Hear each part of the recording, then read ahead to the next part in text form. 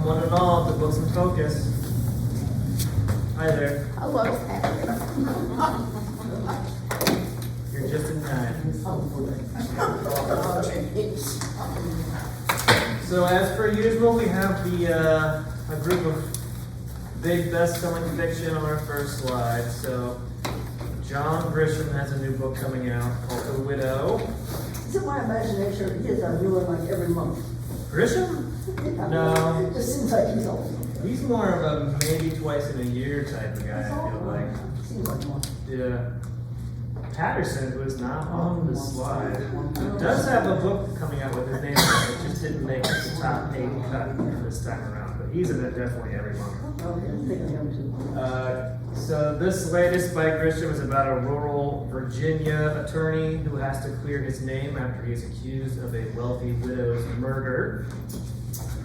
Reese Witherspoon has co-written a book with Harlan Coben called Gone Before Goodbye. It's about a disgraced combat surgeon who takes a secretive job treating a powerful man overseas and gets pulled into a deadly conspiracy. Mitch Albom has a new book coming out called Twice. This one is a love story about second chances. It features a main character with the unique ability to rewind any moment for a do-over, but only once. So after that, he must accept the results of his second try. The Land of Sweet Forever is a collection of early short stories and later nonfiction by Harper Lee. It reveals the iconic author's evolving voice and sharp insights into childhood, creativity, justice, and Southern identity. The Proving Ground is the latest in the Lincoln Lawyer series, featuring Lincoln lawyer Mickey Holler. And in this one, he takes a case against an AI company whose product may have been responsible for the murder of a young girl. Mate by Allie Hazelwood. This is a new paranormal romance with a half-human, half-werewolf female protagonist who must marry a powerful werewolf for her own protection. I think we've all been there. Here's another interesting one. So Nicholas Sparks and M. Night Shyamalan have a book coming out called Remain. You all know who M. Night Shyamalan is? Movie director. He did The Sixth Sense and a bunch of other stuff. So this is his first foray into novels. But so he's co-written this book with Nicholas Sparks of Notebook fame. It's about a New York architect who makes a romantic connection with a woman after moving to the Cape once his sister dies. This is also a kind of paranormal romance, although not of the werewolf type. And last but not least, we have The Black Wolf by Louise Penny. This one picks up just a couple weeks after the end of the story of the previous book. And you have an injured Inspector Gamache leading an investigation that causes him to fear that the conspiracy he uncovered in the last book was merely a misdirection.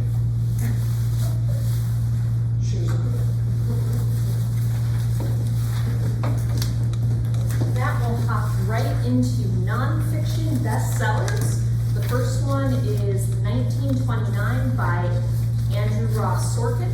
It's described as having the disciplined nature of a history and the drama of a thriller. It unveils the greed, blind optimism, and hubris that led to an era-defining collapse with ripple effects that are still felt today and continue to shape our politics. Next, we have Race Against Terror by Jake Tapper. Told through intensive reporting and meticulous recreation from the battlefield to the courtroom, this book recounts the story of one man's radicalization to enact violence and the courage and dedication of those who endeavored to stop him. It's also further being described as one of the best true crime novels, or I'm sorry, one of the best true crime books that is very novel-esque. The next one, To Rescue the American Spirit by Brett Breyer, I can read. So this is a new biography about Teddy Roosevelt It is described as a well-crafted story of this extraordinary individual and the indelible mark he left on our political system. And just because it's my favorite Teddy Roosevelt story, I just want to point out that this man got shot prior to giving a speech for the newly created Bull Moose Party. He checked himself, saw that the blood was not coming out of his mouth, so he proceeded with a 90-minute speech that famously started with the line, "It takes more than that to kill a bull moose." Yeah, one of my favorites. Definitely always worth a good biography. Next we have Winston and the Windsors by Andrew Morton. In this well-written, candid narrative book, we explore the complex relationship between Winston Churchill and the House of Windsor and how he ultimately shaped one of the longest-lasting monarchies in English history. Future Boy by Michael J. Fox is a poignant, heartfelt, and funny memoir about how in 1985, Michael J. Fox brought to life two iconic characters, Alex P. Keaton and Marty McFly. This book paints a vivid picture of Fox's life and provides an eye-opening window into the story of his creative mind. Next, we have the Anthony Bourdain Reader by Anthony Bourdain. In this is a book, obviously published posthumously, that pulls together some of his classic works as well as never-before-seen materials such as diary entries, letters, and unfinished chapters. The goal is to provide a more holistic view of his life and a thought-provoking examination of his legacy overall. Last Rites by Ozzy Osbourne is our next title, also posthumously published. It is a memoir of the Prince of Darkness himself, providing a window into his life that is shocking, bitterly humorous, as described, and never previously told stories surrounding his addictions that is, and I quote, "not for the faint of heart." And then finally we have That's a Great Question, I'd Love to Tell You by Ellis Meyer. She is a writer, comedian, and content creator. This book is her debut, and it gets into her real-life awkward moments and tells her story through bold and goofy anecdotes. It's being described as just having a good conversation with a best friend.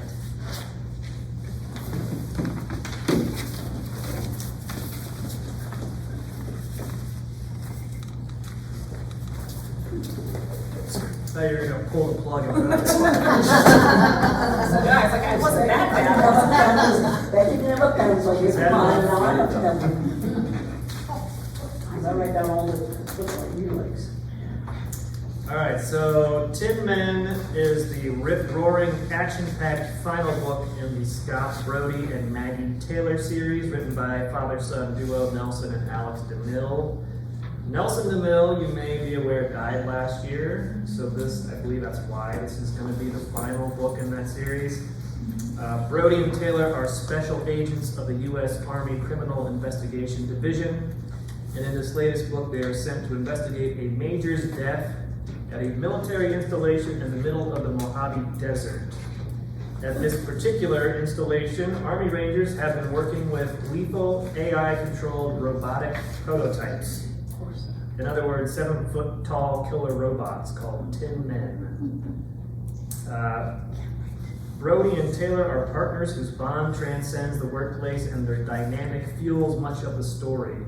Mystery fans, as well as lovers of sci-fi, will enjoy this must-read. Kirkus calls it fast-moving and disturbingly plausible. So if you like that kind of thing, you will probably also want to check out Dale Brown. I think this is his latest book.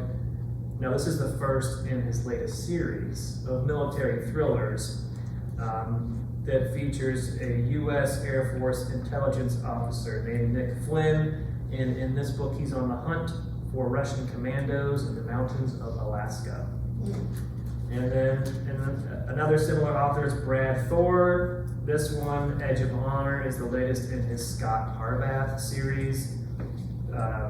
He writes fast-paced political / military thrillers that are also full of danger and intrigue. His main character is a disavowed Secret Service agent.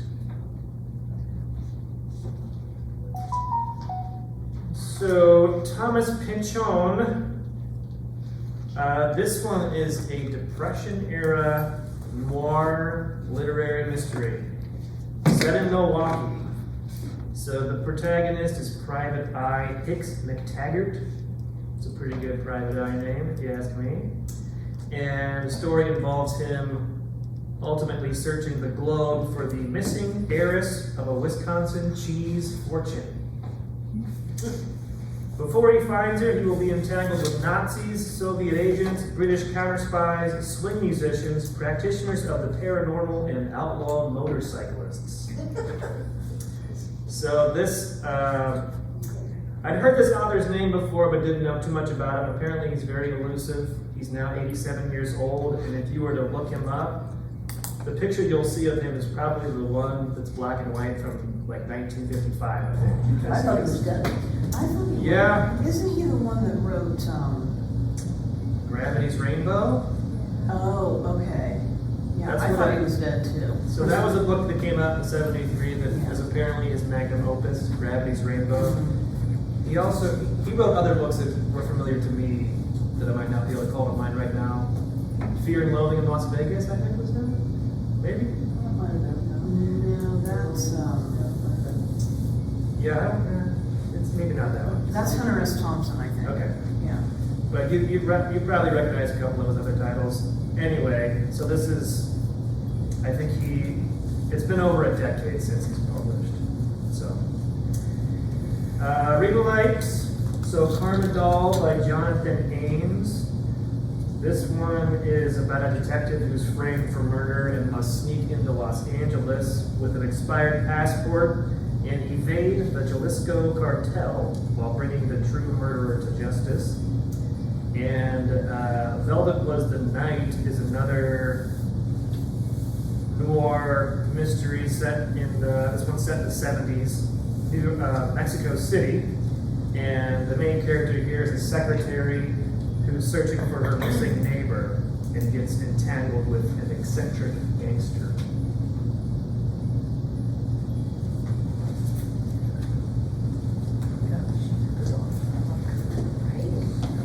Next, we have The Tattered Cover by Ellery Adams. It was a dark and stormy night at Miracle Books, and Nora is getting into the Halloween spirit by hosting an author event with a memoirist and medium, Laura. The power flickers, Laura clutches her chest and collapses dead. It is up to Nora and the Secret, Books, and Scone Society to stop the killer before they strike again. In this lucky, cozy, small-town mystery series. The first read alike I have is, of course, the first in the series.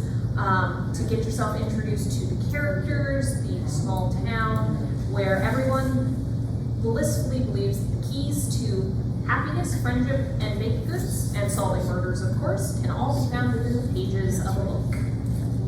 My kind of thing. Next, we have Elementary She Read by Vicki Delaney. This is the first in her Sherlock Holmes bookshop mystery series. I picked this one because it also has a similar small town feel and quirky characters. In this one, Jenna Doyle has taken over the Sherlock Holmes themed bookstore that was previously owned by her uncle. When she and her neighbor Jana find a rare and valuable copy of the Strand magazine, when they attempt to return it to its rightful owner, they discover a body. They have to act fast in order to clear their names and find the real killer. It is simplicity itself. Fun fact, he says that more than Elementary.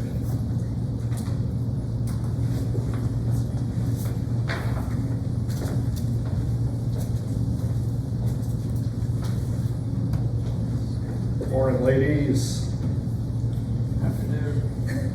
Nice talking to you. Just say hello and savor. Depends on where you're at. It's morning somewhere. Sure.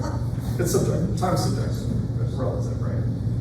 John Banville has a new one coming up, Venetian Vesper, set in 1899 as the new century approaches. Struggling English writer Evelyn Dolman marries Laura Rensselaer, the daughter of a wealthy American oil tycoon, expecting to inherit a fortune.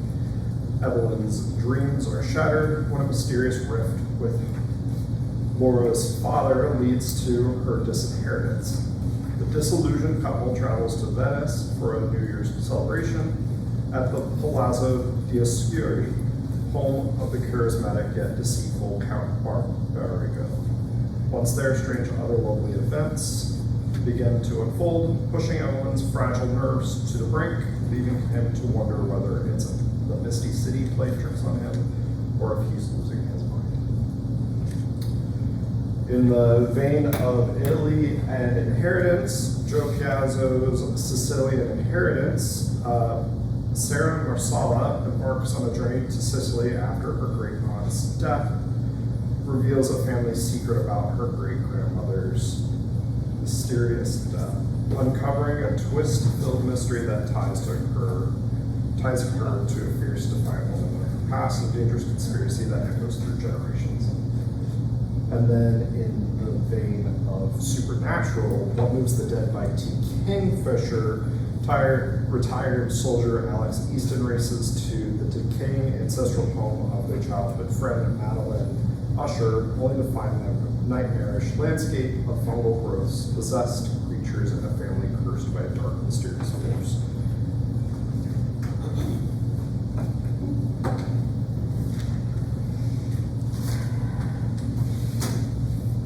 In Christopher Reich's The Tourists, retired special patrol agent Mac Decker arrives in Paris ready to propose to Ava, a tall, once Massad's deadliest operative, thinking life is finally settled into peace, but before he can pop the question, Ava abruptly leaves their table to take an urgent call and vanishes without a trace. Desperate to find her, Mac plunges into a frantic search through the city's shadows and secrets. As lies unfold, agents fall, and he becomes entangled in a deadly game with the CIA. Enigmatic assassins and a ruthless prince plotting an unspeakable act of violence. With only hours to save Ava and avert catastrophe, Mac must confront a chilling question. Is Ava truly missing, or has she embarked on a covert mission even darker than his own?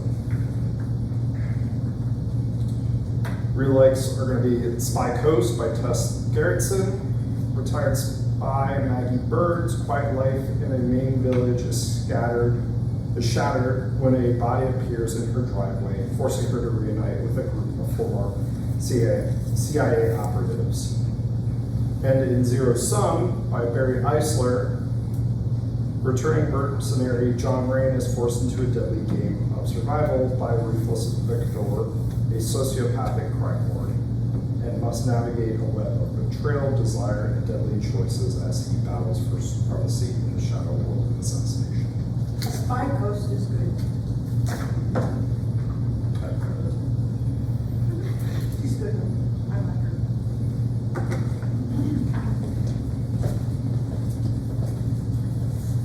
This is the Silver Hills Boarding House by Amelia Miller. It's described as an epic Western romance perfect for fans of the TV show Yellowstone because of its strong sense of place and attention to detail.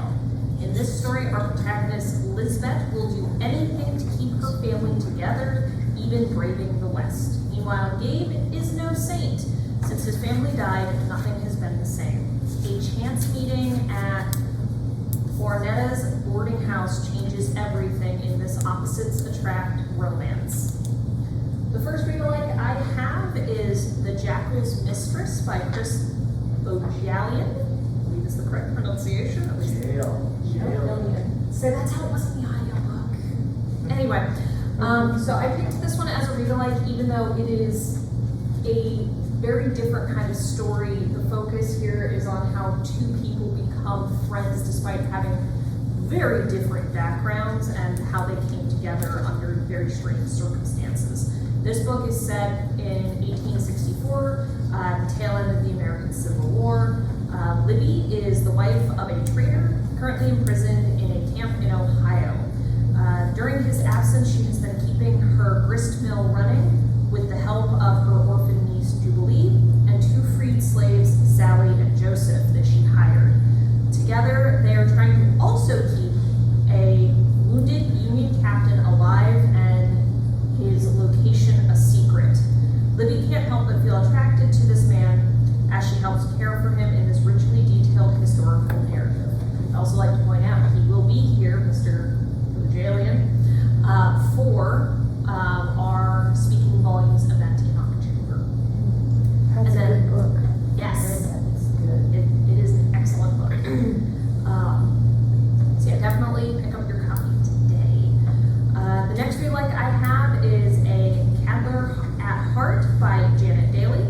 Although it is set in the early 1900s, this is also a Western romance that centers around shifting relationships between Major Logan Hunter and Dr. Kristen Dollarhide. It is also further described as perfect for fans of the TV show Yellowstone. In this story, the two are brought together in Montana at the end of the Great War and the beginning of Prohibition. It's described as painting a vivid picture and as a general saga of love. And then next we have Two Truths and Murder by Colleen Cambridge. This is the fifth in the Lydia Bright mystery series. Agatha Christie's trusted housekeeper, Lydia Bright, has become an amateur sleuth in her own right. When a party game leads to a murder, she decides to crash the investigation in this latest installment. It is described as a sparkling mystery full of twists, turns, and unique characters. Naturally, my first real life is the most recent prior installment of this series, so you can catch up on Miss Bright's shenanigans as she figures out how to care for the house after Miss Christie has temporarily vacated. She feels a bit out of her depth. However, when local actors I lost the word there, but the local theater actors start turning up dead, she decides to step in and help the investigation. Question being, can she bring down the curtains on the killer? The other read-alike I have is The Maid by Nita Prose, with a similar focus on a housekeeper solving mysteries and unique characters. In this one, Molly discovers that she has more friends than she thought after she becomes the primary suspect in the murder of a wealthy guest. It's described as a clue-like locked-in mystery with fun characters and a heartwarming story that explores what it means to be the same as everyone else but different at the same time. Before you go back, the last rewrite, The Maid, Yeah. who's the author? I can't read it. So it is Nita Prose, Nitaprose. Okay. So yeah, it is shockingly dark on there. I did not design the cover, otherwise I probably would have. It's hard to see it. Yep.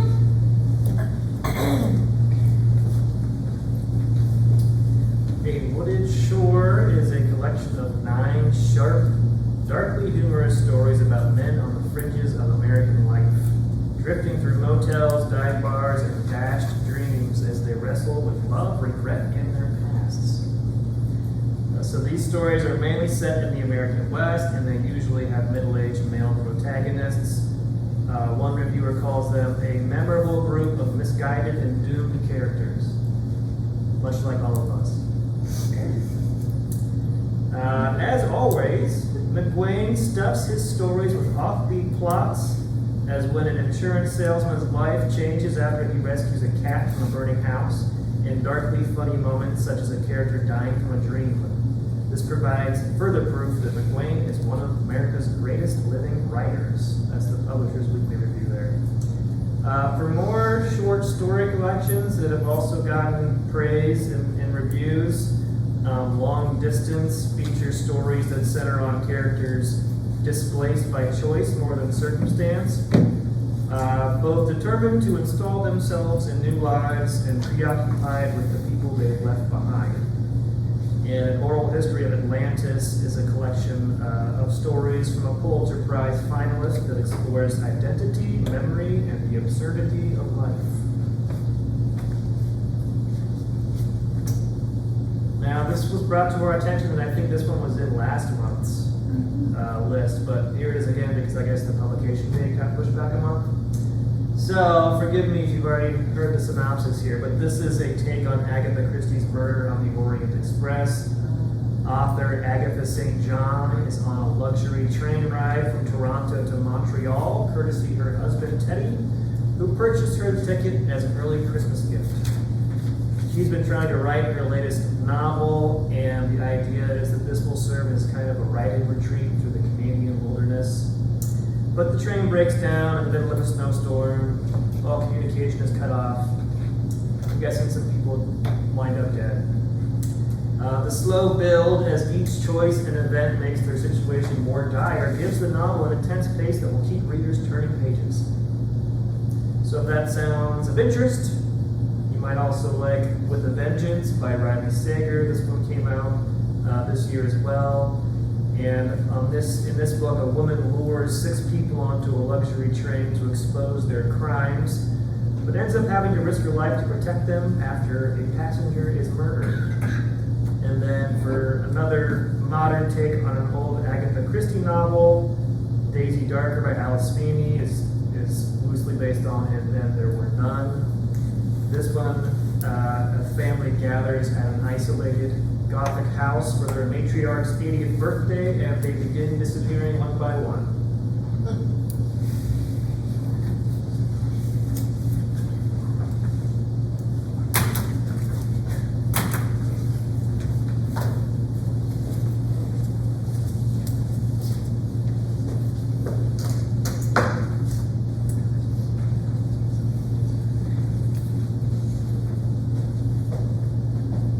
Grace and Henry's Holiday Movie Marathon by Matthew Norman. Grace White and Henry Adler are still reeling from the loss of their spouses when the first holiday season since their shared grief arrives. Though their mothers are eager to matchmake, neither Grace nor Henry are ready for romance. However, a quiet friendship forms as they bond over their mutual understanding of loss when Henry proposes a Christmas movie marathon, something he once did annually with his late wife. Grace reluctantly joins in, and as they watch together, the weight of their grief begins to lift, and they start to imagine a future beyond sadness. I just went with adventure-themed romances here. So, Faking Christmas by Carrie Winfrey. Social media manager Laurel Grant's harmless lie about owning her sister's farm spirals into a chaotic holiday weekend when she must pretend to be a farm owner. Work with her annoying ex and keep up the charade to save her job, all while navigating snowstorms, family drama, and unexpected romantic sparks. And The Xmas Holidays by Zoe Allison.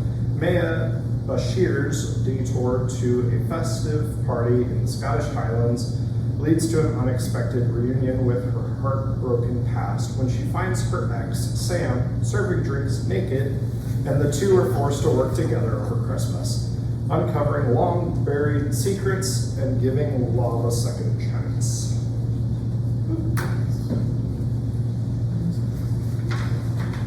Why is he naked? Read the book. I'm not going to do that. I didn't sell it. Tom Ryan's We Had a Hunch follows twin sisters Alice and Sam Van Dyne, who gained fame for helping their father, Sheriff Bill Van Dyne, to dismantle a dangerous drug smuggling ring across town. There's a pause there. Break. Dangerous drug smuggling ring. Across town, tech-savvy Joey O'Day became known for exposing an online grifter targeting the elderly. As the teenage sleuths compete for the spotlight, they became media sensations, but their lives were shattered when a series of brutal murders rocked Edgar Mills. While the killer was eventually captured, the trauma forever changed the town and the teen detectives. 25 years later, Samantha is a reality TV star in LA, and Joey is thriving in tech, while Alice remains in Edgar Mills, haunted by guilt. When a new murderer mimics the killer 25 years prior, it shakes the town. The imprisoned killer offers to help solve the case, but only if Alice, Sam, and Joey return to work together once more. In the similar vein of teenage sleuths or crime fighters, All the Colors of the Dark by Chris Whitaker is set against the backdrop of 1975 America. A small town is rocked by a series of disappearances, and when a local boy named Patch saved a wealthy family's daughter, the search for answers reveals heartbreaking truths in the fragile line between victory and loss. And Lost Man's Lane by Scott Carson, 16-year-old Marshall Miller's summer internship with a private investigator pulls him into a chilling mystery involving a vanished woman and a dangerous darkness haunting his hometown, forcing him to confront not only the truth, but his own unraveling incredulity. Really good. I really like that.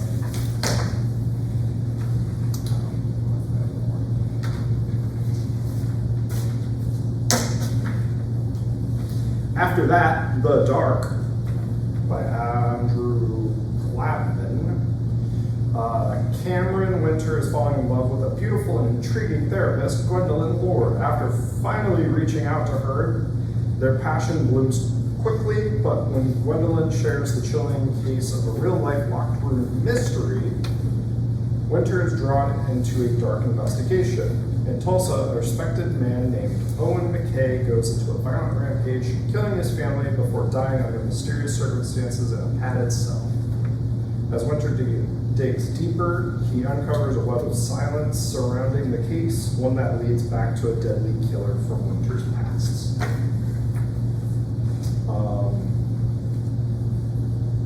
Matterhorn is a prequel to one of the books I talked about earlier, and I couldn't use that as a read-alike because it's on the list. The Tourists, yeah. So Matterhorn is the prequel to The Tourists. Retired CIA agent Mac Decker returns from hiding to uncover the truth behind his son's death in the Alps, confronting old rivals and deadly secrets as he races to stop a devastating terrorist plot.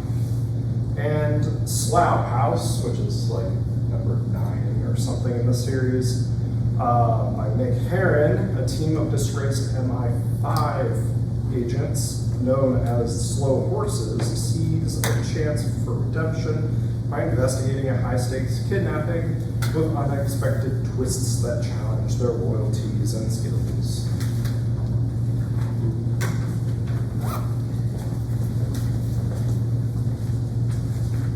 Next we have Wrecked by Catherine Newman. This is a sequel to her previous book, Sandwich.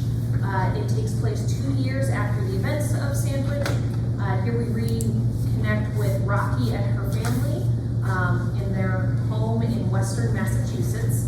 Rocky is still anxious, nostalgic, and funny as she becomes obsessed with an accident that only tangentially affects her and her family, and a medical condition she hopes very much won't. It's described as a wonderful novel full of laughter, heartfelt moments about family, marriage, and strange turns life can take. So naturally, of course, it will be very prudent to read the first book, Sandwich, to introduce you to not only the author's writing style, but of course Rocky and the gang. It's described as a moving, hilarious story of a family summer vacation full of secrets, lunches, and learning to let go. And here we meet Rocky for the first time, who feels sandwiched between her half-grown children and her aging parents. For their yearly vacation to Cape Cod, she sincerely hopes that this one perfect week will reset everything and it will come into balance. However, she has to come face to face with the future and the past, and everything is thrown into a beautiful chaos with a cat. The other read-alike we have is 3 Days in June by Ann Tyler.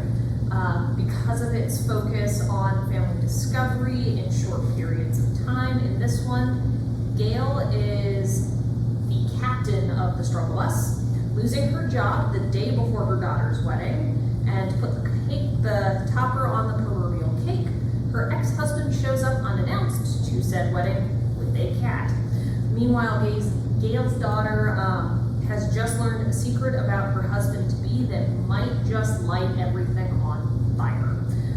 This is a family story told in a beautiful lyrical style with humor, joy, and heartbreak. Next, switching gears here, we have King's Sorrow by Joe Hill. Arthur is a nerdy student at Rackham College in Maine. His life is shattered when a local drug dealer corners him into stealing rare books from the college library.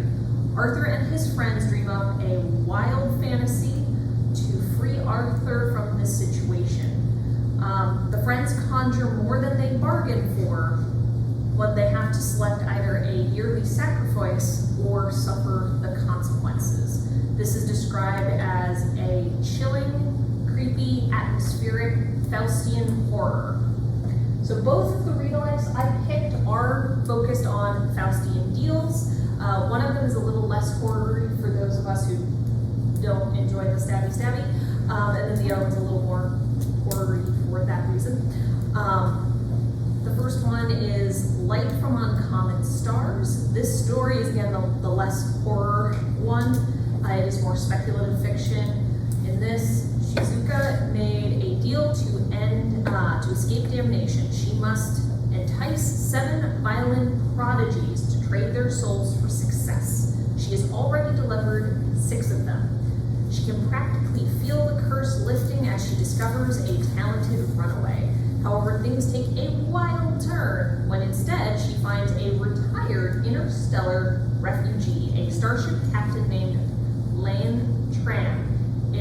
A fantastical story of fate, magic, and family ensues. The next one, of course, is the horror. It is Needful Things by Stephen King, also the father of Joe Hill.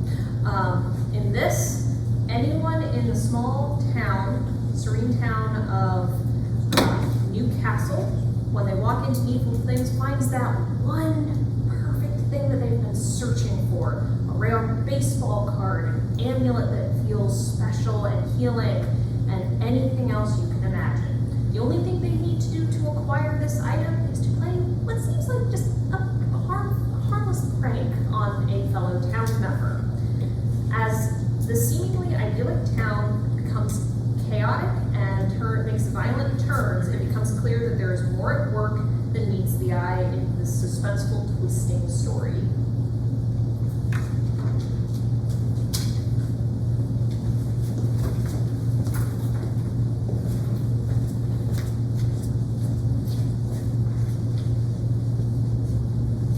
Stephen Hunter's The Gunman, Jackson Swagger. In the scorching heat of the 1890s Southwest, an aging man named Jack arrives at the Callahan Ranch, the only prosperous place in the region seeking work. Tough, shrewd, and skilled with a gun, Jack impresses the foreman with his sharpshooting abilities, hoping to earn a spot on the ranch. But Jack has an ulterior motive. He's investigating the mysterious death of a young cowboy. As he digs deeper, he uncovers a dangerous connection between the death and the source of the Callahan family's wealth. With dark forces stirring on the ranch, Jack soon finds himself caught in a deadly showdown where only the quickest on the draw will survive. I went with authors who felt a lot like Stephen Hunter.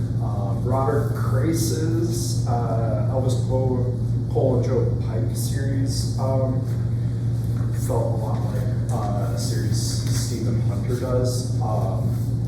So a big empty private investigator Elvis Cole and his partner Joe Pike take on a cold missing persons case that spirals into a deadly confrontation with a ruthless criminal underworld, forcing them to navigate shifting truths, buried secrets, and a haunting darkness that tests their limits and loyalty. And CJ Box's open season is the start of a series. Newly appointed Wyoming game warden Joe Pickett stumbles upon a murder in his own backyard and uncovers a deadly conspiracy involving corrupt officials, a long-lost endangered species, and a powerful energy company willing to kill to protect its pipeline project.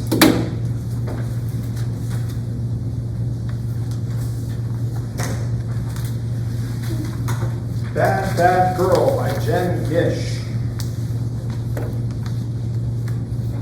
Follows Gish and her mother, Lu Shu Hisson, whose life begins in 1925 in a wealthy Shanghai family with strict expectations for girls. Despite this, Aggie excels academically, defies tradition to pursue a PhD in America, and marries Chao Pei, another Shanghai immigrant.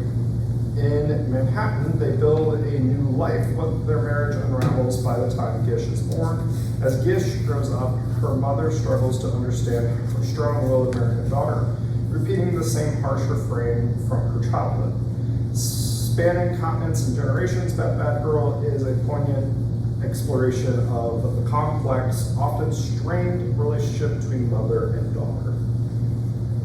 I went with mother-daughter relationship, turmoil, Asian to America books, which we have some really good ones. Little Fires Everywhere by Celeste Ng. The arrival of a mysterious artist and her daughter in a rule-bound suburb disrupts the lives of the seemingly perfect Richardson family, igniting tensions over motherhood, identity, and buried secrets that ultimately lead to a devastating act of rebellion. And in The Joy Luck Club by Amy Tan weaves together the poignant stories of 4 Chinese immigrant mothers and their American-born daughters, revealing how deeply their lives are connected by inherited stories, unspoken secrets, and the enduring bond between generations.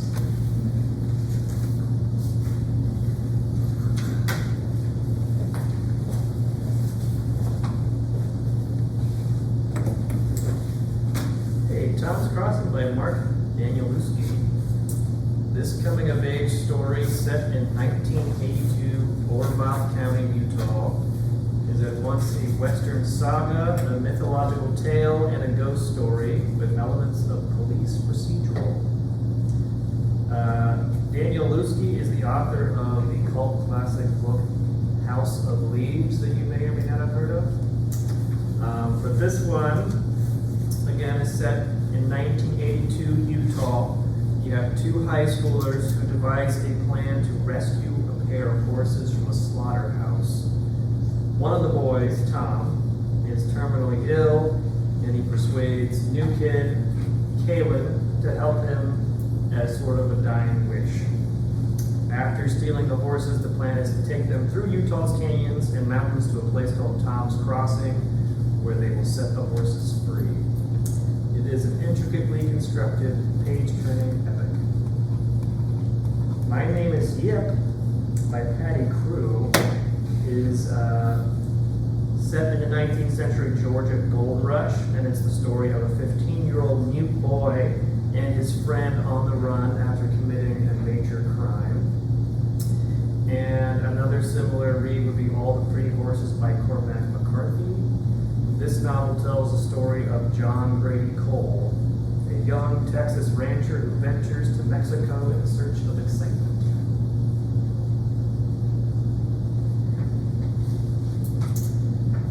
Jan Karen started her small town slice of life Mitford series back in the mid-90s.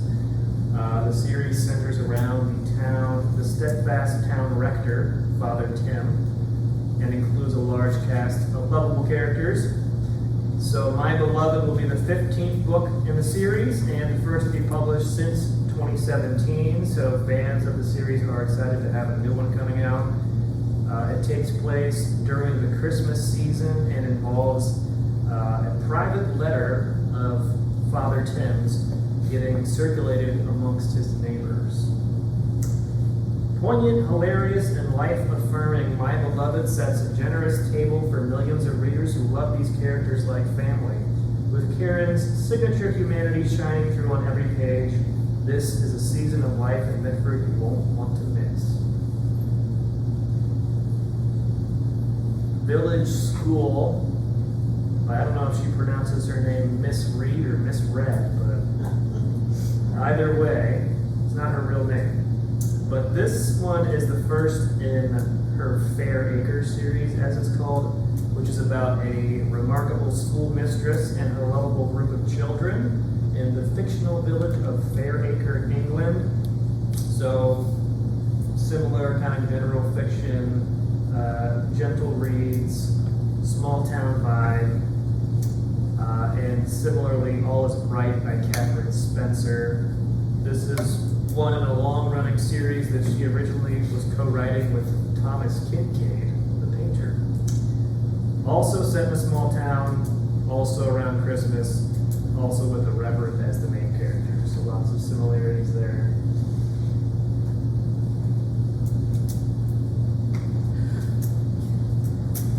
Lexi E. Haro is actually an author that I have recently discovered from her prior work, Starling House. She's an excellent writer, and her latest, The Everlasting, is being described as a moving, genre-defined adventure through time, featuring a feisty female knight and a less than heroic historian who must fight through time and space to rewrite their tragic fates and reveal the truth behind the greatest legends ever told. It's well-detailed, lushly written fantasy with lovable, quirky characters. So really, really looking forward to more of her writing. It's absolutely beautiful, at least to me. The first read-alike I have is The Magician of Tiger Castle. This story centers around three quirky local characters as well. In this one, a princess whose arranged marriage is essential to saving her kingdom, a lowly scribe who she falls in love with instead of her husband-to-be, and the much maligned magician who is being tasked with ensuring the princess's marriage. This is described as a bittersweet, quirky, cozy cozy fantasy that draws you into a semi-magical, Renaissance-adjacent world with humor and heart. The other read-alike I have is more on the romance side of things. Also quirky, lovable characters and a very similar fantasy setting as described in The Everlasting. In this one, Matty must hire a respectable swordsmaster if he hopes to restore his family's wealth and stature before his wedding. However, all he can afford is the lovable menace and sometimes con man, Luca. Together, they become entangled in intrigue, secrets as the wedding looms, and in this adventurous romantasy title. Next, we have The Haunting of Payne Hollow by Kelly Armstrong. Set on the wooded shores of Lake Ontario, Sam must stay in Hales Hollow Cottage for 1 week if she is to inherit it. It seems that leaving her this property is her grandfather's last attempt to convince her that her father is innocent of the murder he committed on the property. Outside the cottage, the rippling waves of the lake seem to whisper something menacing is coming to the surface, and darkness lurks below. Described as an atmospheric, chilling horror story with a strong sense of place. The first read-alike I have, not just because it's by the same author, but because it is also a very chilling, creepy, atmospheric, haunted house type of story set on a lake, is I'll Be Waiting by Kelly Armstrong. Excuse me. This one, Nicola has a terminal illness, and her last moments with her dying husband go viral after a tragic car accident. Nicola arranges a seance, hoping that this will be the one that finally brings her some closure. But nothing is as it seems, and questions start rising as, is it the house on the lake, or is it present company that is causing these strange, uncanny things that happen in this chilling atmospheric haunted house story? The next read-alike I have is The Haunting of Ashburn House by Darcy Coates. It is a similar haunted house story that also involves inheritance. In this one, everyone knows to avoid Ashburn House, but Adrian, who has just inherited, is desperate for some place to stay. She discovers strange etchings on the walls and things moving just in the corner of her eye. This is a chilling, atmospheric story full of suspense, menace, and perfect for the month of October.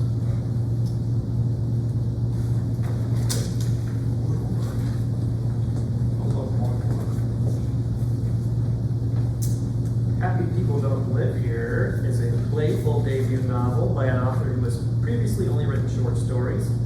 It's a supernatural mystery set in Minnesota.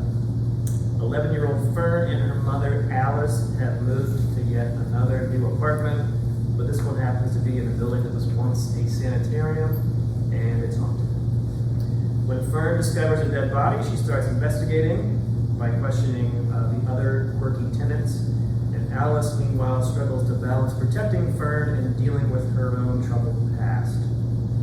Kirkus review says, like Tim Burton or Neil Gaiman, Sparks works within a highly stylized mix of quirky and eerie, but from within her own idiosyncratic vision. She celebrates the power and strangeness of weird women and girls.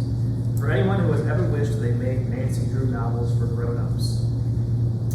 A couple similar reads. Toil and Trouble is the latest in a mystery series by Wendy Corsi Staub.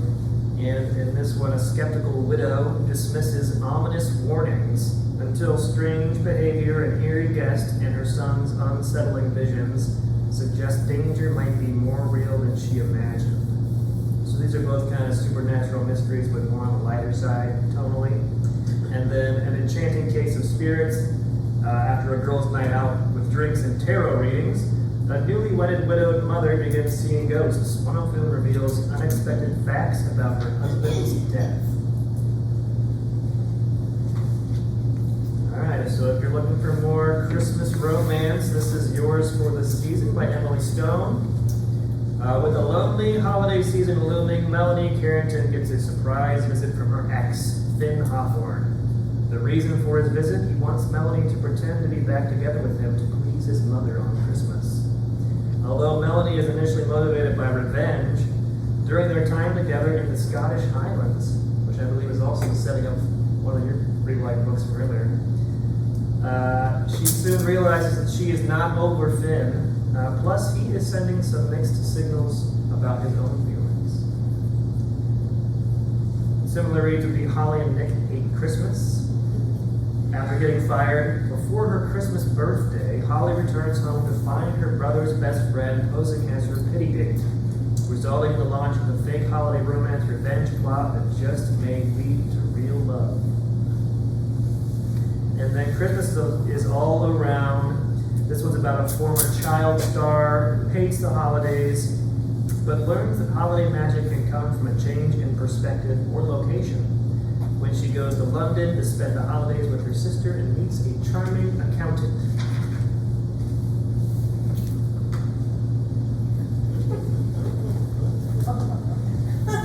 What a face. Yeah, I got nothing on that. This is Die Another Dane. This is the latest in the Melanie Travis Canine Mystery Series. In this, Melanie has her hands full with her family and her standard poodles. But when a Great Dane breeder and exhibitor dies under suspicious circumstances, Melanie must doggedly pursue the killer before they strike again. With a large cast of lovable characters, both human and canine, this mystery promises to be a positively fun whodunit. Yeah, I'm sorry guys, I really couldn't help it. I'm pretty sure it's in like some kind of contract somewhere. Naturally, both of my read-alikes focus on dog-themed cozy mysteries, where there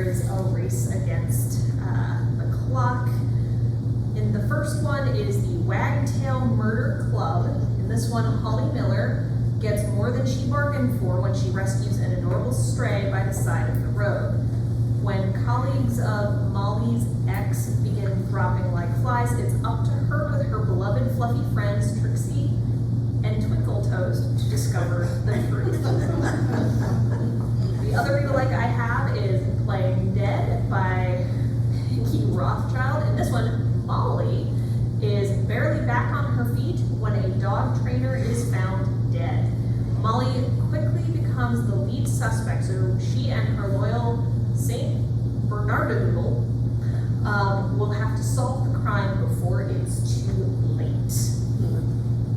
Cute. There's gonna be a long line of movies. I'm bringing us back to horror.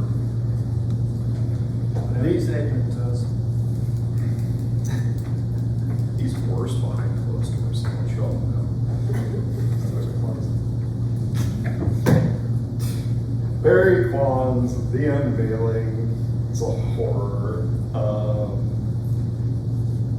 Follows Stryker, a black film scout on a luxury Antarctic cruise to photograph locations for a movie about Shackleton's ill-fated expedition. When a kayaking excursion goes wrong, Stryker and a group of survivors are stranded on a remote island as they endure the harsh environment, secrets, prejudices, and inner demons surface, including Stryker's own past, which threatens to shatter her world. With lyricism and humor, Barry Kwan explores the masks we wear and the hidden truths we hide, revealing that it is not places that are haunted, but people. So I went with the Frozen Wasteland horror vibes. Where the Dead Wait.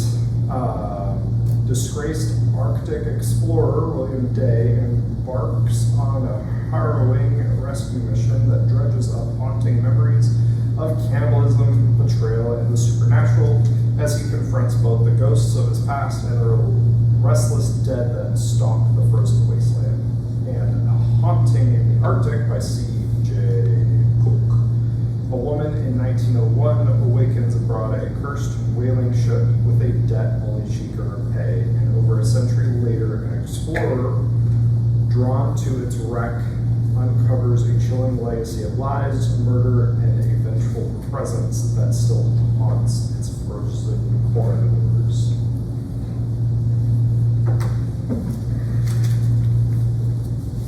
And with that, we are jumping into our nonfiction titles. The first is Joyride by Susan Orlean. It is described as a magical carpet ride through Orlean's life and career, where every day is an opportunity for discovery and every moment holds the potential for wonder. Orlean is often hailed as one of the greatest practitioners of narrative nonfiction, and this book does not disappoint. With lyrical prose, this memoir is being described as a must-read for anyone who wishes to start, build, and sustain a creative life. Both of my read-likes focus on that spark of creativity and how we understand it. The first one is The Creative Act by Rick Rubin. It's described as beautifully written, accessible, and it looks at the path that artists take and the roads that we can follow with them. It's distilling his wisdom from his life as a record producer, who helps artists make magic in the recording booth. The other book, The Creative Spark, is a meticulously researched book that blends paleontology, archaeology, and genetics as it seeks to answer the question, what makes humans so uniquely creative? It has a multi-million-year perspective that is sure to inspire readers of all stripes. I have a question. Yes. Did Orlean write the book about the fire at the library in LA? I Yes. believe so, yes. Sorry, I had to think about that.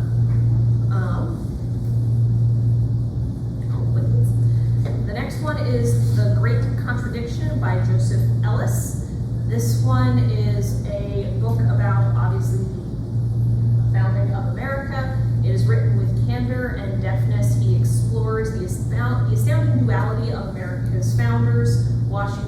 Jefferson, Adams, and Madison, and Franklin, and their views on slavery as they draft the Declaration of Independence and 11 years later, the U.S. Constitution. Meticulously researched, this book allows history to take center stage as it reckons with the two great failures at our founding, slavery and the destruction of indigenous people. Both of these rewrites focus on exploring American history in different ways outside of how it is traditionally taught. The first one is A Republic of Scoundrels. It explores the often neglected side of America's founding fathers, where you look at them both in the context of having moments of self-sacrifice, but also moments of self-interest, where they schemed, sometimes successfully, sometimes failing. It is also described as a meticulously researched and accessible history that paints a more realistic and human portrait of these individuals. The other is Founding Myths. This book explores the errors and half-truths in the stories of America's founding that have radically altered popular perceptions of history, undermining the very democracy that was created. With wit and meticulous research, this is perfect for gaining a more nuanced appreciation of American history.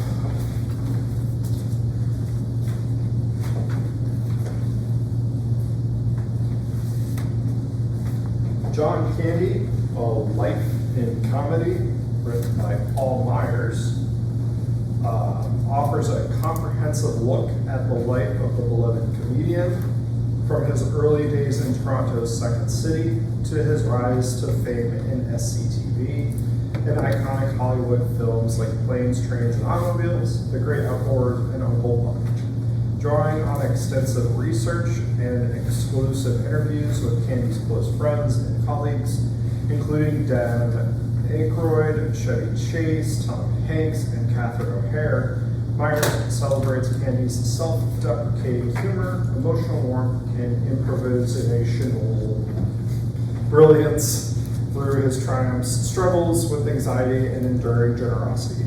Candy remained a beloved figure whose infectious charm earned him the admiration of fans worldwide. I went with other old comedians that I don't know. Thanks. That got me great. Sorry. Being Henry, the Fonz, and beyond, Henry Winkler, by Henry Winkler, is a heartfelt and humorous memoir in which Henry reflects on his rise to fame, struggles with disability and typecasting, and his journey towards self-acceptance and lasting fulfillment beyond Hollywood stardom. And the great one, The Life and Legend of Jackie Gleason by William A. Henry, reveals the complex man behind the fame, an immensely talented yet deeply private, angry, and often lonely figure beneath the glitz and glamour.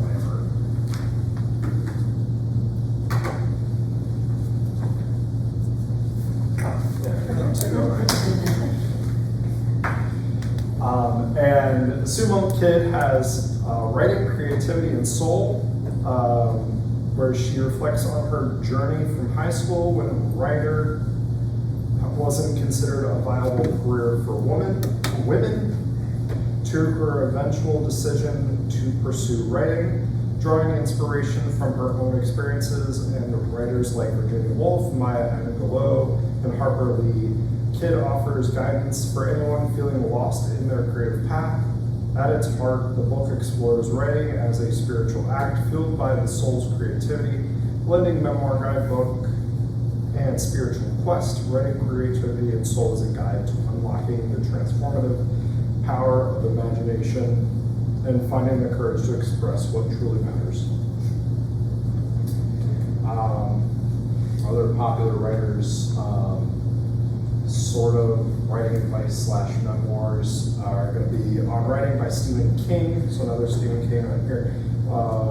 Part memoir, part masterclass. Stephen King's On Writing offers practical advice, personal insight, and inspiration from one of the world's best-selling authors, showing how the craft of writing is deeply intertwined with the art of living. And Margaret Atwood's In Other Worlds insightful exploration of her lifelong relationship with science fiction and speculative fiction, blending personal reflection, literary criticism, and previously unpublished lectures to examine the genre's power to reveal truths about the modern world.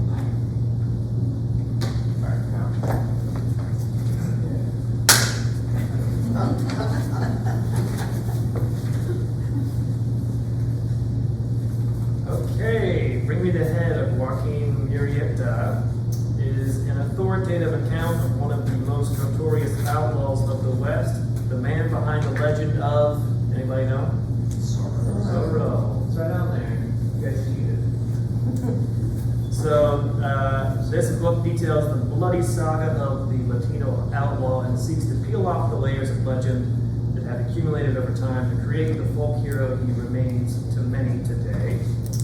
Through meticulous research, never before told stories, Bosenecker chronicles the infamous escapades of Murrieta and his band and paints a gripping portrait of the California Gold Rush era. For more books about legendary outlaws of the West, Michael Wallace has written this book about Belle Starr. So she was apparently the most infamous female outlaw of the 19th century, and this book challenges her notorious legacy. And the same author also wrote this book called Gentleman Bandit, which is the true story of Black Bart, known as the Old West's, known as the Gentleman Bandit, obviously.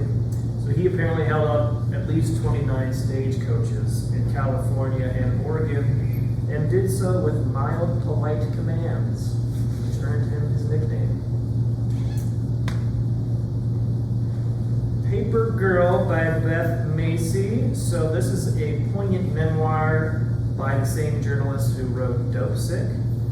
She writes about returning to her hometown of Urbana, Ohio, to care for her ailing mother, and she takes account of how the town has changed over time, and also reflects on her childhood growing up poor in the 70s and 80s.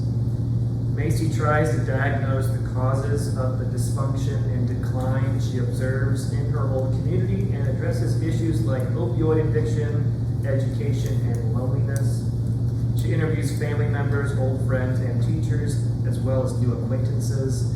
And for what it's worth, the book does include black and white photos of her interview subjects. Timely, clear-eyed, and empathetic, her insights provide a welcome salve for a festering social wound. It's a sobering journey into America's splintered heartland.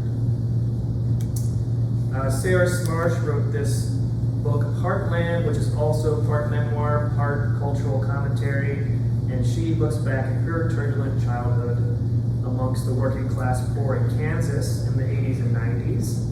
And The Forgotten Girls by Monica Potts. She's a journalist who grew up poor in a small Arkansas town, and she similarly examines the conditions that she was fortunately able to escape, but that her once talented and ambitious friend was not. So that concludes our list of books coming out in October. Thank you very Do much. join us next month. Thank you all for coming. Thank